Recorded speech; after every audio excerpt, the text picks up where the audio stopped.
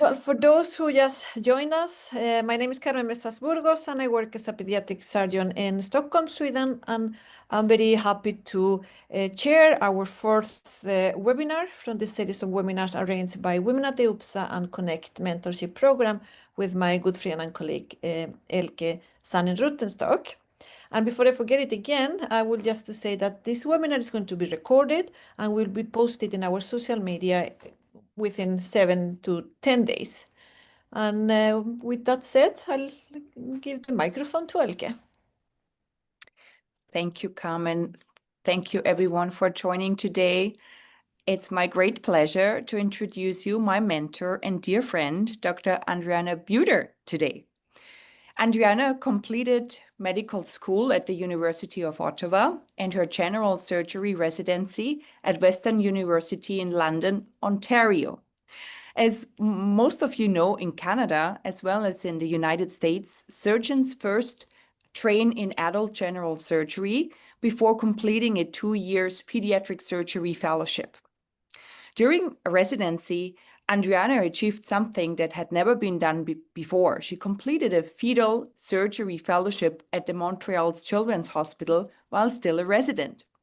Her research focused on fetal surgery and CDH, leading to a master's degree from McGill University in Montreal in 2001. Andreana will tell us today how she made this unique, groundbreaking path possible. After finishing her training, Andreana returned to Montreal for a pediatric surgery fellowship at St. Justine Hospital and later joined the Children's Hospital in London, Ontario. Today, she serves as the head of the Department of General Pediatric Surgery and chief of the Division of Pediatric Surgery at the Children's Hospital, London Health Science Centre, overseeing 8 surgical subspecialties and 20 pediatric surgeons, including colleagues in ENT, plastic surgery, orthopedics, and urology. Her clinical and research interests include pediatric oncology, CDH, minimal invasive surgery, and surgical education. Among these, CDH has remained one of her most significant and enduring areas of research. She also helped establishing the first Canadian robotic pediatric surgery program, a milestone in advancing pediatric surgical care. I first met Andreana about 10 years ago at a CAPS meeting and was immediately struck by her cheerful, open, and welcoming personality. Once you've met Andreana, she never forgets you. She greets you warmly every single time. Our most meaningful encounter came in 2022 when she offered me a position at her hospital.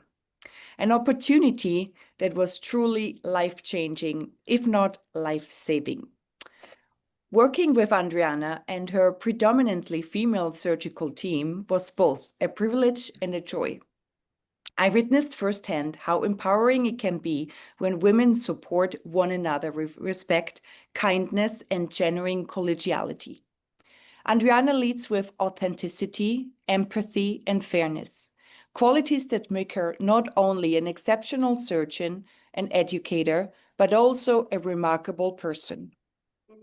I also had the great pleasure of working with her on our fetal CDH project at the Veterinary University in Guelph, Ontario, which reflected also her curiosity, mentorship, and passion for innovation. Born in Canada with Dutch roots, Andreana remains closely connected to her family and heritage in Europe, something that adds even more depth to her warmth and global outlook. Andreana is a true trailblazer, a visionary leader, a generous mentor, and a role model not only as a surgeon and academic, but also as a mother, wife, and friend.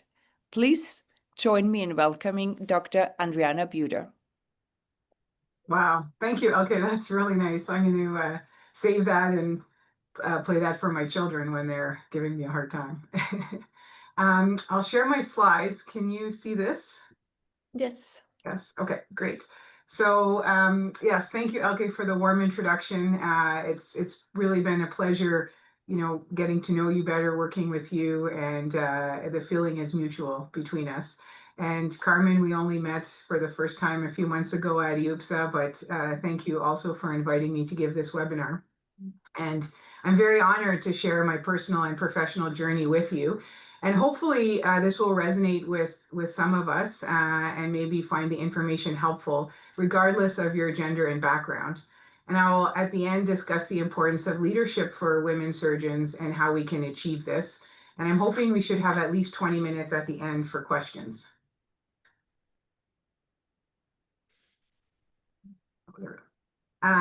So I've always felt a close kinship with Europe, as Elke mentioned. My father, pictured here as a little boy on the right with his parents, immigrated to Canada from the Netherlands in the early 1950s. In addition, my family and I lived in the south of France in Cassis when I was in grade 2 when my father took a sabbatical year. And here's a picture of us in the condo on the day of my first Holy Communion.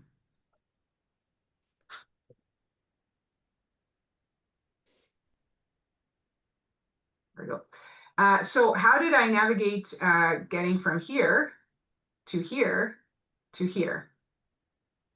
So the path, of course, was far from straight and looked more like this.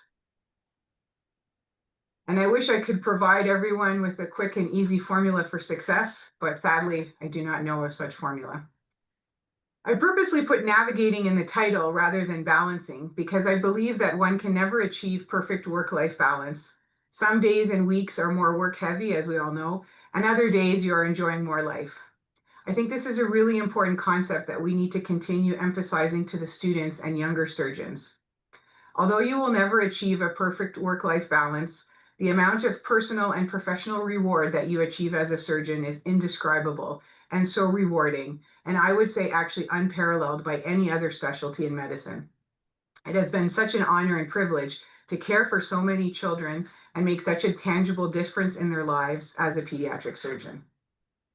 So where it all began, here's a map of Canada, and I was born in Ottawa, which is the capital city of Canada, but grew up on the Quebec side in a small town called Aylmer, Quebec.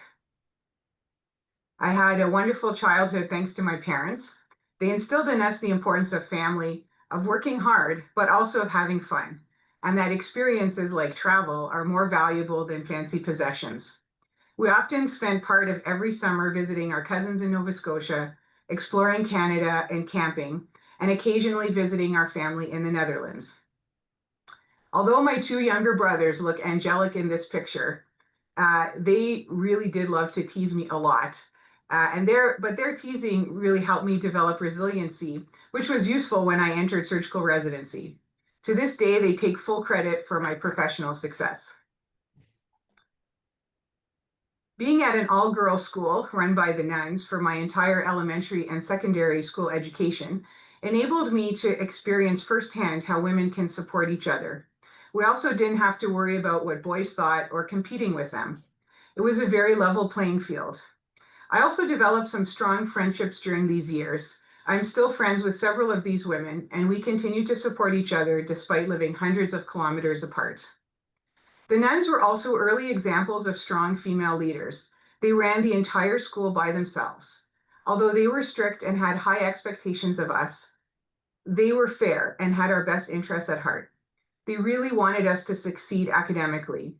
They were completely devoted to us and to ensuring that we had all of the necessary skills and knowledge to enter any profession we desired. I am very grateful to all of them for providing me with a strong academic background, a strong work ethic, good organizational skills, and discipline. Next came undergrad and then medical school, both at the University of Ottawa.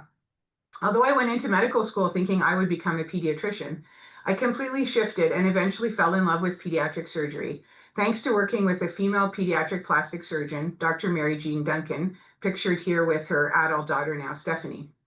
I was originally assigned to a mentorship group with a male internist as our mentor. However, our group never met. One of my friends' groups met regularly with Dr. Duncan, so I unofficially switched groups and started hanging out with them. This was a great decision since I was able to get to know Dr. Duncan better, as well as shadow her in clinic and in the OR in my spare time. I had honestly never thought of becoming a surgeon. Only the male athletic types in my class wanted to be surgeons, so it never occurred to me to pursue this. However, with Dr. Duncan as my newfound mentor, I realized for the first time that women could not only be surgeons, but could also be married with children and do it all well. This is when I began to realize that I really love pediatric surgery, since it combined my love of children with surgery and with working with my hands. So I changed electives and naively applied to plastic surgery residencies across the country, even though there were only 7 spots at the time. And then came a curveball. I went unmatched, meaning I had no residency spot at all. I was completely thrown by this, even though I knew my chances of matching to plastic surgery was very low, and I had decided very late in my application, so it was not strong. There were only 2 surgical programs in all of Canada with open spots, all 3 neurosurgery positions in Montreal, and 1 obstetrics and gynecology spot in London, Ontario. I interviewed for both, but in the end decided to accept the OBGYN spot, since I thought, well, at least I get to deliver babies. A few months later, I graduated from medical school. Here's a picture of myself with my parents on graduation day. My dad was a psychologist and a professor at the University of Ottawa, so he gave me my diploma. Although we were both so overcome with emotion that day, he forgot to hand it to me on the stage, so he gave it to me later. I then packed up my stuff and off I drove to London, Ontario, almost 600 kilometers away, for a new adventure to a city I had never heard of really or visited. July 1st, 1998, Canada Day, and a day of celebration for our country. But this particular day, Canada Day, was somewhat stressful for me. My first day as an MD in a surgical specialty that I knew very little about. I could now prescribe drugs and had to start delivering babies. You can see I look a bit like a deer in the headlights in this picture. But the team I was assigned to for the first 3 months was incredible. My senior resident and fellow and attendings were all very supportive. Here is where I learned the importance of teamwork and that you can always find someone to help you. This theme remains with me today, and I never hesitate to ask for a colleague's assistance, whether it's in the OR or with a research project or even with a personal situation. You can always phone a friend. Despite the stressful circumstances, we had a lot of fun as a team. Everyone had each other's backs, and we were all focused on the best for the patient. I'm also grateful to the gynecologist for teaching me how to perform laparoscopy and carefully check the ovaries and fallopian tubes. They were early adopters of laparoscopy, and at the time were the only ones using laparoscopy at our hospital. To this day, I still use the laparoscopic techniques that they taught me to examine the pelvis. Although I love some aspects of OBGYN, I realize that I love pediatric surgery even more. Luckily, I was able to switch into general surgery for the second year of residency. Given what had happened to me in medical school, I was determined to not go unmatched again. So I was able to convince my program director at the time, thank you, Dr. Ward Davies, to let me be the first resident to leave London for a year. I was also fortunate that Dr. Jean-Martin Laberge and Dr. Hélène Flagiel, both pictured here, accepted me for a year of fetal surgery research at the Montreal Children's Hospital for my 3rd year of residency. I was so excited to spend a year in Montreal learning about fetal surgery, which I thought was so cool. And to be honest, I was also excited to enjoy some new restaurants and maybe meet a hot French-Canadian man. But another surprise was headed my way. I had decided to take flying lessons since my father had recently bought this small airplane. Halfway through ground school, a new instructor started teaching the class. And wow, was he cute.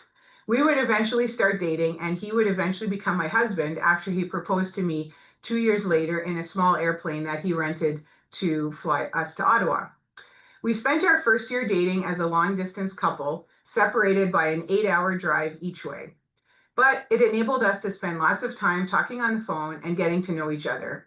As well, I was loving my year of fetal surgery and completing my Master's of Science degree with Drs. Laberge and Flagiel, who were also incredible mentors to me. They assisted me with the animal fetal surgeries, but gave me lots of independence in performing the research. I'm very grateful to both of them for deepening my research skills and knowledge, as well as developing my fetal surgery skills, which Elke and I still use to this day. Then it was back to London to finish residency. Although Western general surgery still has a reputation of being very tough and demanding, I actually felt very well supported by all of the surgeons who trained me. All of the surgeons were male, except Dr. Leslie Scott, but they all wanted us to be competent surgeons, regardless of gender. I'm grateful to all of them as my mentors as well. I never felt that I was treated differently because I was a woman. Thankfully, I eventually matched to Saint-Justine for pediatric surgery. We moved to Montreal for 2 years and got married. The 7 pediatric surgeons at Saint-Justine and my 2 senior fellows, Mona and Joyeux, pictured on the left of the screen, were outstanding surgeons, colleagues, and friends who ensured that I received the best training and mentorship. The following year, my 2 junior fellows, Eamon and Mo, pictured on the right, were also fantastic to work with. Despite all of the stresses of fellowship, the long hours, and the challenging cases, we were able to frequently find joy. As an example, we would have breakfast every Wednesday morning as a team with our residents and medical students at a fancy but cheap restaurant in the business school across the street from the hospital. We had to round extra early on Wednesday, but it was worth it. And then on to the next chapter, starting as an attending surgeon. I was thrilled to be invited back to London and Western University and to join my earlier mentors, Drs. David Gervin and Leslie Scott, as their new partner. I will never forget my first night of call as an attending, my first OR list, my first clinic. My training had prepared me very well, but there was still some stress and worry about a crazy case coming in and not knowing what to do. But I learned you can always ask for help or phone a friend. I also learned that it's okay to sometimes not know the answer and take time to think about it, especially in clinic. Families have always appreciated an open and honest approach. I've also learned that we can never close the book and state that we know everything, especially in pediatric surgery. Even after 20 years, I still see cases that I have never seen before. I remember early on in my career when I had an unusual case in the OR. It was during the daytime, so I called in Dr. Gervin. He was over 30 years in practice at this point. I was relieved that he was around. I thought, great, he will tell me what to do. But he came in and he also stated he had never seen this particular situation. But we talked about it together and came up with a reasonable solution, and it worked. Another great example of teamwork and collegiality. To celebrate starting practice, I only partly listened to my accountant. I bought a fun convertible car, although it was used and at a reasonable price, so my accountant was happy too. 1 month later, Sean and I were excited to learn that our next chapter was beginning. I was pregnant with our first daughter. The convertible would end up being exchanged for a sedan in 8 months. Nellie arrived in the middle of the night. I'll never forget the happiness and joy that I felt that I finally got to meet her after feeling her kick inside of me for the last few weeks. I remember her lying beside me in the hospital bed, and we both just looked at each other. She had the biggest brown eyes and was absolutely perfect. I was also relieved to note, and the pediatric surgeons in the group will appreciate this, that she had an anus and passed her first meconium in the first 24 hours. Although I could have taken a longer maternity leave, in Canada we can actually now take up to 18 months, I felt guilty leaving my only 2 partners to do 1 and 2 call. So I took 4 months of leave, and Sean was also able to take 4 months, and we traveled extensively thanks to Sean's travel passes with Air Canada. Nellie's first flight was to the Netherlands with Sean and I and my dad to show her off. Then we went to Hawaii and Bermuda. Sean was actually the first pilot in his company to take paternity leave at the time, and he did get teased about it by his co-pilots. However, we had a wonderful time during those 4 months, bonding as a new little family. And then the babies kept coming. 17 months later, our second daughter, Juliana, arrived, followed by our third daughter, Chloe, and finally our fourth daughter, Neve. We had to upgrade to a minivan. The maternity leaves also taught me that you are not indispensable at work. Everyone adapts to your temporary absence. Each maternity leave also gave me an opportunity to focus on my children, although in typical type A surgeon fashion, I used this downtime to finish writing research papers. If I was talking to my younger self now, I would tell her to enjoy each maternity leave and let work slide by. With every baby, both Sean and I usually traveled back to the Netherlands to visit family and show off the baby. Our Dutch family was amused by this type of very touristy picture, which they wouldn't be caught dead in. This picture shows our family of 6 with my parents. This picture always makes me laugh, since you will note that Chloe is not wearing any wooden clogs. Right before the photographer took the picture, she kicked them off in defiance. No one was going to tell her she had to wear shoes. This is a great example of a strong female in the making. A good portion of our travel also involved conferences. In this manner, I was able to combine family time with learning. This also helped ease my guilt about going away to conferences. I started combining conferences and children even before they were born. Here's a picture of me at WoEUPSA in 2006 when I was pregnant with Nellie. Later, IFMSS in Athens with Sean and our first two daughters. Then IPEG in Hawaii with our third daughter, Chloe, and my mother. And PAPS in Shanghai with Neva and Sean.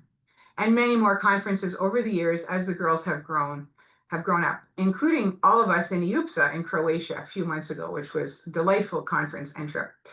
I have done it so frequently now that colleagues at conferences will often ask me which girls I have brought with me.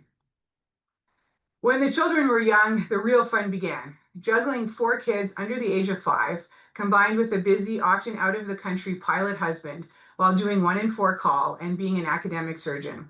This is where the next theme emerges.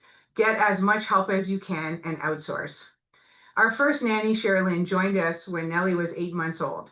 After almost 4 years with us, she wanted to give up her place so that her older sister, Leilani, could now join us. Here's a picture of us with Sean's parents and Sherilyn and Leilani when Sherilyn eventually became a Canadian citizen. Sherilyn and Leilani were angels sent from heaven. They have been a wonderful support to us. They are kind, patient, and so loving with all of us. They are part of our family, and I don't know how I could have managed in those early years without them. I often joke that they were my wife, but they were even more than that. They were like a super helpful friend or relative who doesn't judge you and helps out as much as they can. Having their help was also very good for our marriage since it took a bit of pressure off Sean and I, and we could occasionally go out for a date night or even a short trip together, knowing that Sherilyn and Leilani were looking after our children. In fact, Leilani still comes to our house 2 days a week and remains an invaluable member of our family. I think it's unfortunate that women are expected to do everything at home and work full-time. This is where we need to support other women and not judge them for having help. I worried initially that I would be less of a mother if we had a nanny or that they would be confused as to who their parents are. Both my husband and I were raised by stay-at-home mothers, so we were new to having a nanny. But don't worry, their children still know who their parents are. Due to Canada's large geographic size, it is uncommon to have family members close by to help. But even if you do, they may not be able to help as much as is required for 2 parents with demanding careers. So outsource as much as you can and pay well. Leilani has been with us now for 15 years, and we consider her our family. I'm so grateful to her and her sister for providing me with such peace of mind. When I would leave for work, I did not have to worry about the children. I could stay completely focused at work. They provided me with a wonderful gift. I'm also fortunate to have a true partner in my husband, Sean.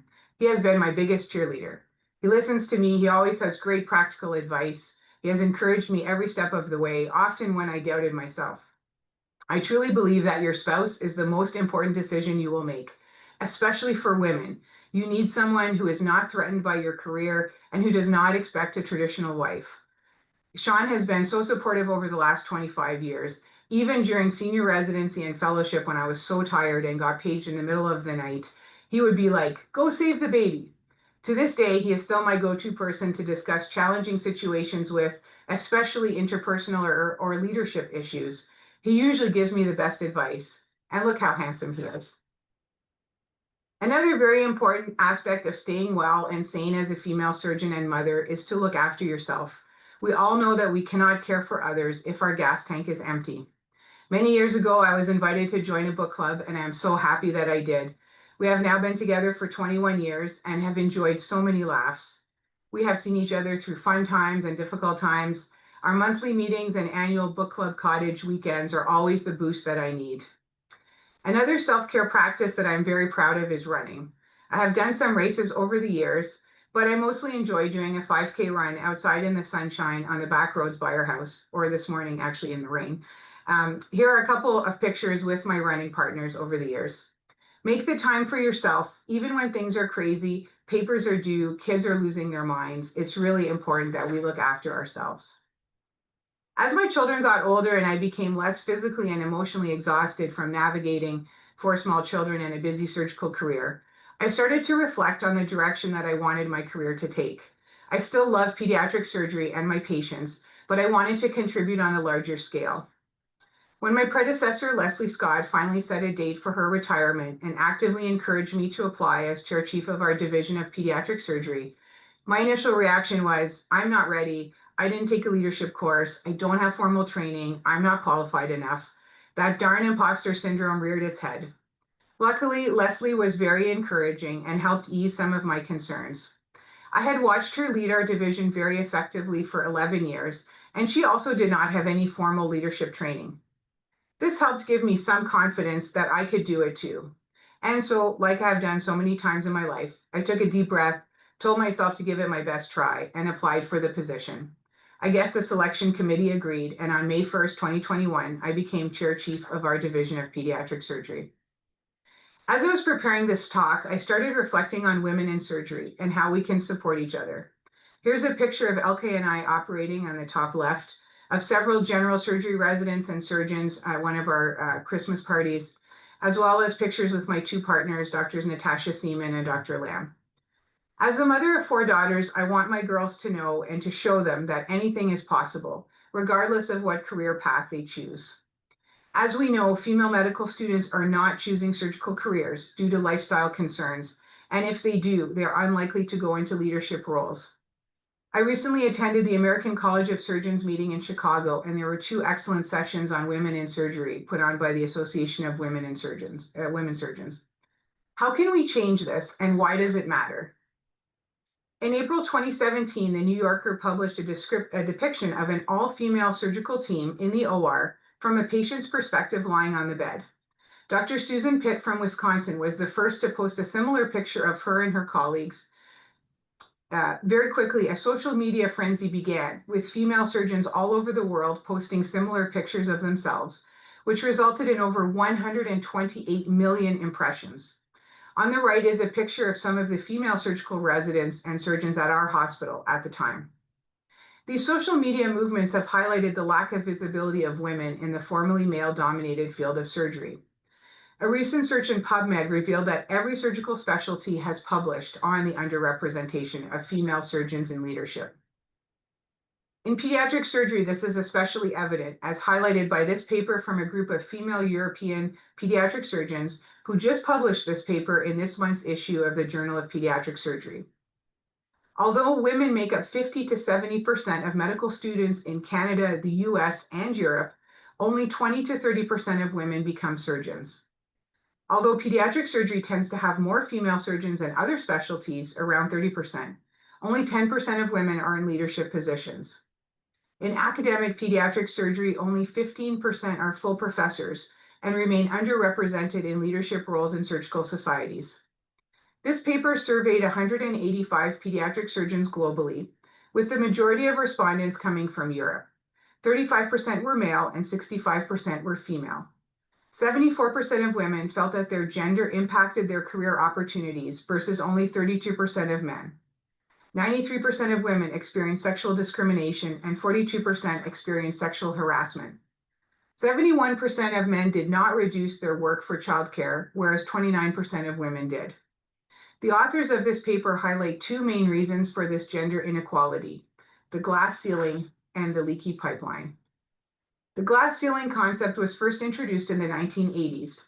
This ceiling limits female surgeons from achieving leadership positions due to gender inequities. There's also the concept of the sticky floor, where women cannot rise up, which is why it's so important to help each other and to achieve leadership positions so that we can bring others up. I like this quote from Maria Edel, who is the founder and chair of the Nike Foundation and the Girl Effect, who said, "Contrary to popular belief, the best way to climb to the top of the ladder is to take others up there with you."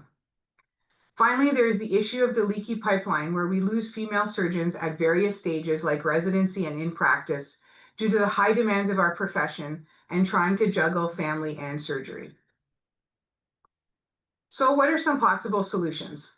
The authors state that gender-based disparities in pediatric surgery are multifaceted and long-standing with no quick fix. At an individual level, encourage female high school students and medical students into surgery. So many non-surgeons will actively discourage women from entering surgery. We should actively encourage every female student we meet. Be a mentor to female students. Show them that women surgeons have lots to offer. Be a sponsor. As a leader, always consider how you can bring up the women behind you. Invite them to join you on committees, exam boards. Invite them to be a panelist or a presenter at a national or international conference.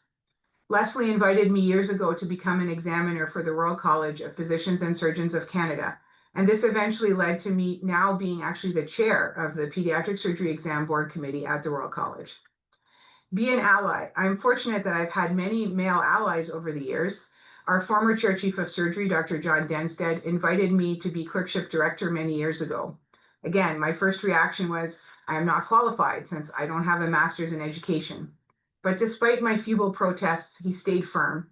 And how could I say no to the chief of surgery and my boss at the time? I'm so happy that I accepted, since this led to 7 years of increased learning and growth, while at the same time mentoring our next generation of future physicians and surgeons. Challenge day-to-day inequalities, question personal biases, call out disparaging comments. At the institutional level, we need to level the playing field, ensure equal opportunities, equal pay, equal resources like OR time and case mix. And this last one I think is really important, offer part-time work. This is really important for female surgeons and new mothers. For academic surgeons, being part-time will also take pressure off mandatory promotion in a shorter timeline. Part of the reason I kept publishing and doing research during my maternity leaves was because I had only 5 years to get promoted to associate professor, or I could technically be fired. A new mother and surgeon does not need that kind of pressure. If we turn now to our surgical societies, Dr. Andrea Bischoff highlighted the lack of female representation within WoEUPSA in her excellent webinar a few months ago. If we look at our Canadian Association of Pediatric Surgeons, or CAPS, we see that we have similar issues. Dr. Catherine Martin, one of our former residents who is now a busy practicing pediatric surgeon in the US, published this comprehensive overview 6 years ago for the 50th anniversary CAPS edition of JPS. Did you know that Henry VIII banned women from practicing surgery in 1540? In 1846, the American Medical Association also prevented women from entering medicine, and it would only be 69 years later that the first female physician was admitted to the AMA. In Canada, the first female physician was Dr. Jessie Gray in 1941. The first female pediatric surgeon was Dr. Lucille Teasdale-Cordy, who trained at Saint Justin in 1960. She and her surgeon husband then moved to Uganda and spent their careers there, building a nursing program and surgical training program. She received many honors, including the Order of Canada. Sadly, she contracted HIV from a patient and eventually died of HIV/AIDS in 1996. According to the Canadian Medical Association, although 42% of all practicing physicians are female, only 30% are surgeons. Of the 3,000 practicing female surgeons in Canada, almost half are in obstetrics and gynecology, with the remaining half in the rest of the 14 surgical specialties. Gender is still one of the most important factors in specialty choice for medical students. Both male and female medical students feel that surgery is not welcoming towards females. Female medical students are discouraged from entering surgical specialties due to lifestyle concerns, an absence of female mentors, and an active dissuasion from entering surgery. Male surgeons are more likely to actively tell or discourage female medical students from entering surgery. Male medical students are more likely to be given operative exposure, including technical skills. This is important since students given a task in the OR are 7 times more likely to pursue surgery. Gender bias also occurs with reference letters at all stages of training, which tend to be more negative for women than male trainees. Reference letters for female medical students are more likely to have double negatives, like, she is not difficult to work with, rather than reference letters for males, which are more likely to state positive attributes like, he is pleasant to work with. I have even caught myself doing this in the past, and I now actively triple check each letter of reference that I write to ensure that I highlight the student's attributes in a positive way, regardless of their gender. Although pediatric surgery in Canada has better gender representation, most of the leadership positions are still held by men. Also concerning is that 62% of all female Canadian pediatric surgery graduates move to the US for their first job, while 62% of all male Canadian pediatric surgery graduates stayed in Canada. What is the solution for CAPS and for every surgical society? Increased female leadership within CAPS. Dr. Scott was our first female president of CAPS after 50 years of our organization being in existence.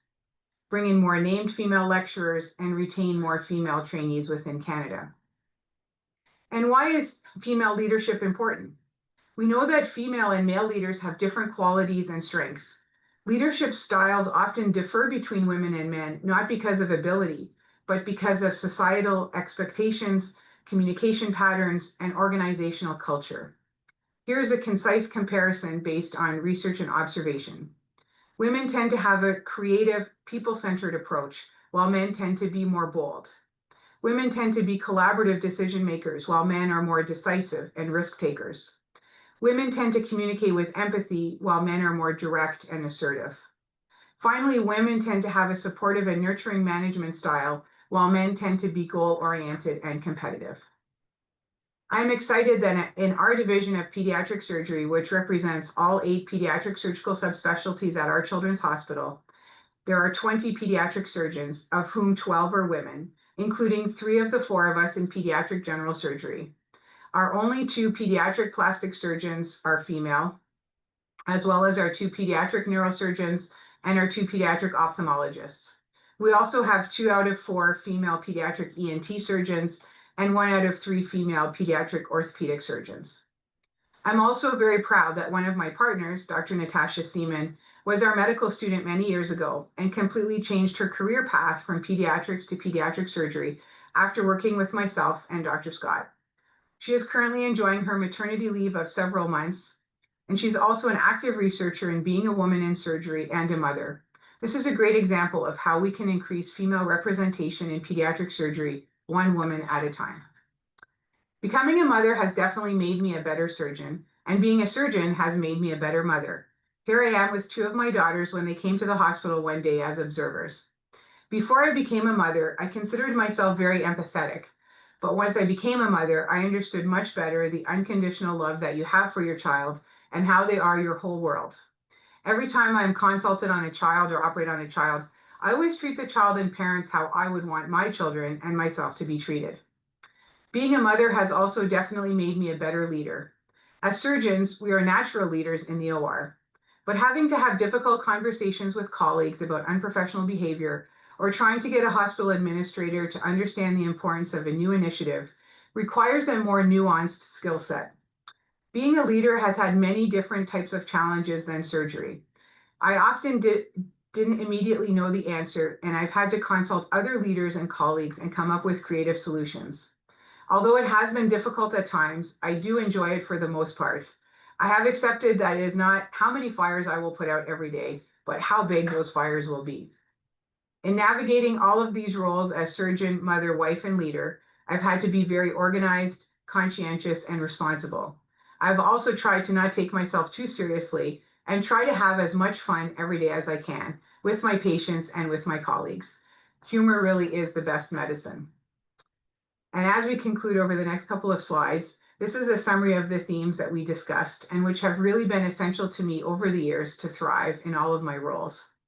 Resiliency, teamwork, mentorship, outsourcing, finding daily joy or glimmers, I like that instead of triggers, staying open to new opportunities, self-care, and finding the right partner. All of these themes have been crucial to me throughout my career and life. I would also add that women surgeons can have it all, but not necessarily all at once. I think it's also very important to work a lot clinically in your first few years of your career to ensure that you are a solid surgeon with excellent judgment. And then gradually you can gravitate towards leadership positions. A surgeon leader must be well respected clinically in order to succeed in leadership. So how do we move forward? We have to support other women as much as possible. Actively mentor women, from high school students to medical students to residents and colleagues. Show them how rewarding surgery is and how women surgeons can have a family and a life. Speak up when someone makes an inappropriate comment. Don't worry about trying to be a nice girl and trying to not rock the boat. Especially now as a leader, we need to be allies to younger surgeons and help promote them. If you are the person in the room with the most status and power, you are the one who must speak up. Offer creative solutions such as part-time work to ensure that women can break the glass ceiling and remain in surgery. Go for the leadership positions, the promotion to full professor, the career opportunity, even though you think you are not good enough, not prepared enough, not senior enough. Stretch yourself. In fact, we know women often are 3 times more prepared than men for many things. At a minimum, you get to practice giving a presentation or preparing your CV or having a job interview. Even if you do not get the position, you get your name out there. You increase your visibility and you get to practice for the next opportunity, which may be even better. It is not a failure if you don't get it. It is a growth opportunity. I firmly believe that everything happens for a reason. We need women surgeons as leaders so that they can mentor and sponsor those behind them and bring them up the ladder. Women surgical leaders have many excellent qualities and offer a collaborative and inclusive leadership style, which provides diversity in surgery. We need girls and young women to be able to identify with female surgeons and be inspired to join us. Finally, we should not try and be like men. We are better to be a diverse group rather than all trying to fit the same mold. As mentioned, men and women have different leadership styles, which are complementary. As Ruth Bader Ginsburg, a U.S. Supreme Court Justice, stated so eloquently, fight for the things that you care about, but do it in a way that will lead others to join you. Finally, I have really enjoyed creating this presentation and reminiscing about the past and thinking about the future.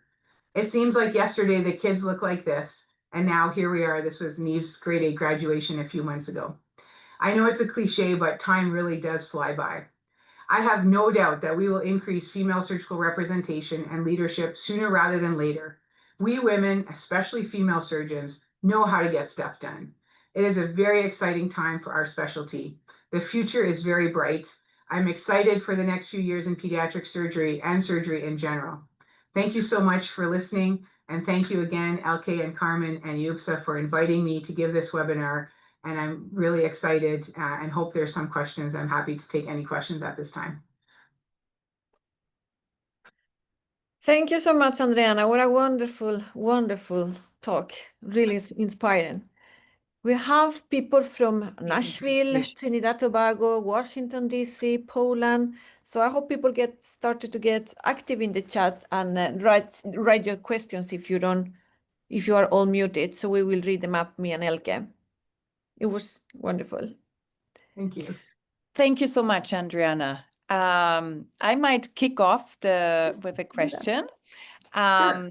You know, a few times you really mentioned that you didn't feel maybe quite ready for the next step. You felt yourself, imposter syndrome, as we all know it too well.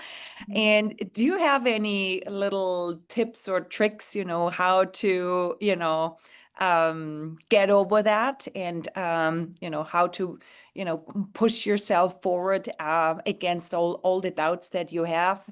Thinking you're not ready yet, you don't have the leadership course as you mentioned. Yeah, I've really struggled with that. I mean, you're making yourself vulnerable, right? Just like we do with other things. But this in particular, you have to accept the fact that you might not get it. But again, if you don't try, you will never know. So I really try to talk to myself and say, it's okay. My friends and husband laugh at me because I often say, it'll be fine. I think we say that a lot as surgeons also, like it'll be fine, it'll work itself out. So I think it's just being vulnerable and just saying, and I think I've realized it more over the years, especially as I look at some of the men, and they don't necessarily have any more training, but they come across, so confident. And we see it. I don't know if maybe you don't have this in Europe, but I see it in the OR with the residents. Like I'll have a male resident who will just start doing it, and I'll say, "Oh, have you done this before?" And then, "Oh no, I never did this before." So it's like, so it's impressive the confidence that some residents can have. So yeah, I think it's just me accepting that you'll be a bit uncomfortable, and just trying, and the more you do it, sort of the easier. It never gets easy, but it gets maybe a little bit easier each time. We have a question from Dina. She wonders, how do you choose a good mentor, the right mentor, and how do you convince that person to mentor you? Yeah, and so that's a great question. And I meant to also mention about the WoEUPSA mentorship program, and there's other, formal mentorship programs which are awesome. I think a lot of the best mentors, as I kind of highlighted, if it's able to just happen organically, like when I was a medical student, I just was able to see this female surgeon and then kind of latch onto her, and same in practice. So hopefully at everybody's institution, there are people there, male and female, that there's some people you just immediately connect with. And if you can find somebody like that, and again, most people will have multiple mentors over their career, but if you can find somebody like that where it clicks, and then just keep chatting with them if you can, and get tips from them. So it's difficult to force it. It has to feel real, right? Well, I think you can force it. I don't know how it is for all of you in your institutions. I know that for us at Western, our chief of surgery has really pushed all of the new surgeons to have a mentorship committee, which is made up of men and women in different, not even necessarily their specialty. And for some young surgeons, that has worked really well, and others it hasn't. And again, I think it's the different personalities in the group.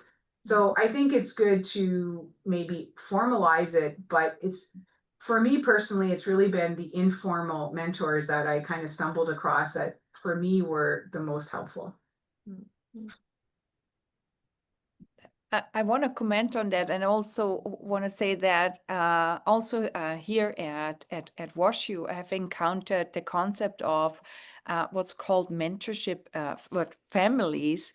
And so basically each resident from the very beginning is introduced to their family that might be, different people in that group from different specialties, and they do, things together. And so if it's not the one person, but maybe, the other one within a group, then it's easier to maybe have these connections a bit more organically rather than have that one person. So I found that really a nice, inspiring idea, the concepts of these families rather than the one single person. So, and also it sort of divides a little bit the responsibility, the time that also needs to be invested. So it's actually a great thing. Andreana, while I have you here, you mentioned once talking to your, younger self, Yes. Now that you also created that talk, what are a few things, that you would like to, additionally to enjoy the maternity leave a little bit more? What are things that you would like to say to your younger self now, reflecting on your path? Yeah, I think I'm happy that I was able to take 4 months with each baby, and even 6 months with the last one. Actually, I thought that was good. Yeah, I would tell my younger self to like calm down a little bit, and not be so obsessed about publishing. And uh, I was so focused on, I didn't want to appear weak as a woman, especially when I became a mother. And even Sean and I both, when we had Nellie, we did all that traveling, and partly I think we were kind of in denial that a baby was going to change our life, but a baby changes your life. There's no way around it. And I was the same with surgery, where I was like, well, this is not going to change me. Like, I'm still a surgeon. I'm still going to be great. And of course it changes you, um, so yeah, I would probably tell myself to calm down a little bit, but also it's just also part of my personality, and I like having many things on the go and doing lots of things. So I don't know if even now my younger self would still listen to me, but that's probably what I would say, is just try to enjoy more the moment. But it's hard. Like, babies are hard. There was many days where I was like, oh my gosh, I'd rather, just go to work. Like, work is easier. It's controlled for the most part. You know, you kind of know what to expect. But yeah, the other thing I was thinking about was for conferences, because I always was bringing babies with me, sometimes, so I probably missed out on some networking opportunities because I would try to do the conference, but then on after hours, I wasn't always, you know, at all the, you know, wine and cheese or the dinners or whatever, because I was with my children. So I did miss out on networking for sure. And, you know, maybe I could have done more things if I had just gone to the conference myself. But it was really fun bringing the kids. And I went to 2 conferences recently by myself, and I was actually like kind of lonely. Like, and even though it was super busy, and it was like all day, you know, there was not even 5 minutes free. But I kind of like, oh, like I wish one of my kids was here with me, you know, like, or Sean, or, you know, it kind of made it a bit more like, yeah, it was more fun, you know. Goncha wonders, what does your daughter think now that they are half grown up? What is their perception of your career path? Do they love it or do they hate it? My children? Yes. Oh yeah. Oh, my children are teasing me all the time. So they think that I only think that pediatric surgery is like the best career in the world, and every other job pales in comparison, which I actually kind of do think that. But for them, I don't, you know, maybe one of them is showing interest in medicine, but she is my oldest, but she said absolutely not. I will never go into surgery. They all think it's kind of disgusting. And you know, they've, unfortunately, when they borrow my phone, sometimes they see pictures and they say, oh my God, this is so terrible. But I really try to emphasize to them you know, the joys of surgery, and it's so much fun. And I mean, I just love that so much. So for them, I hope that they will find something that they're equally passionate about, whatever it is, you know, it doesn't matter. I think but yeah, I think it's really amazing. But yeah, they're rolling their eyes at me and saying like, oh my gosh, here she goes again, like pediatric surgery, you know. Marta is wondering, what message would you give to the next generation of female pediatric surgeons about defining success on their own terms? Yeah, well, that's a great question, but I mean, I think that's a very personal thing, how you define success. And I think, you know, we look at medicine and we could say, oh, this person published 1,000 papers, they're very successful, or this person invented a new operation, or this, you know, person, you know, developed a new program or something. So I think each person has to decide what is important to them and what do they really enjoy. You know, if you really enjoy surgery and you hate research, well, you know, then obviously don't become an academic surgeon, you know, do more of that, or vice versa. You know, you love research, it's your passion, you know, do that. So I think we all have to decide for ourselves what that is. And I think, again, not judging each person. If one person wants, you know, you have a group and there's people in the group that really they just want to do surgery, great. And there's other ones that are going to have some protected time for research or for leadership roles, great. And as a group, you decide this is what works for us, and good diversity, fantastic, you know. So I think as you go through it, as you know, you kind of start finding your way and what you're most excited about. And I mean, you really have to do things that you enjoy, because if you're doing it for somebody else, or, you know, then you'll end your career, and nobody's going to give you a trophy or say, wow, that was so amazing. You did, like, you know, for the most part, it's you want to do it because you're enjoying it, and you want to be there, because otherwise it will just make your life very depressing. Dominica wonders if there's a good time for planning to have a child through your career path. Short answer, no. There's never a good time. And I would say, I didn't even talk about this, but we know that women in medicine and in surgery have much higher infertility rates, partly because we're in training for so long. I mean, by the time I finished everything, I was 33 years old. So infertility is high. I would say don't wait. If, it's never a good time. It will always financially, it will never be a good time. It's expensive to have a child. You lose a lot of money, you go into more debt, but it's fine. You will catch up later, and you have to just be aware of your age. And you're not going to be able to have children forever. There's definitely a finite time. So I didn't do it as a resident. There's no way I could have. I was 1 in 3 straight call up for 7 years. I know people have done it and they've done it well, but I think when it works for you, you just do it. And because you also might not get pregnant right away. Like we also didn't get pregnant immediately. I was trying in fellowship, it didn't work, which is not surprising. You're stressed, you're studying, you're working long hours. So don't wait too long. Thank you. Thank you so much. So a reminder to all of you, if you join us late or if you want to rewatch any of our previous webinars, visit the WoEUPSA YouTube channel and you will find the previous webinars and this one in a few days.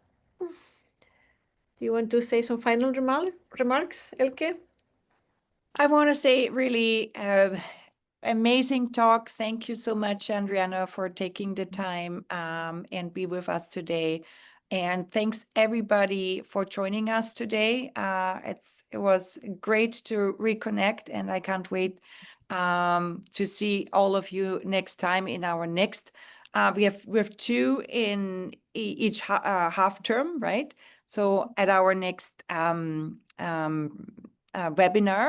I don't think we have a date yet, but yes, we do you have a date? We haven't announced yet. Okay, So we have a date. I'm just looking at, the 10th of November on a Monday. Perfect. At 6 p.m. Central European time. So 1 hour later than now. So we will start when we're finishing now. So the 10th of November, but we will start advertising for it soon. So thank you, everybody. Perfect. Thank you, Elke, so much. And thank you so much, everyone. Andreana. Thanks, Andreana.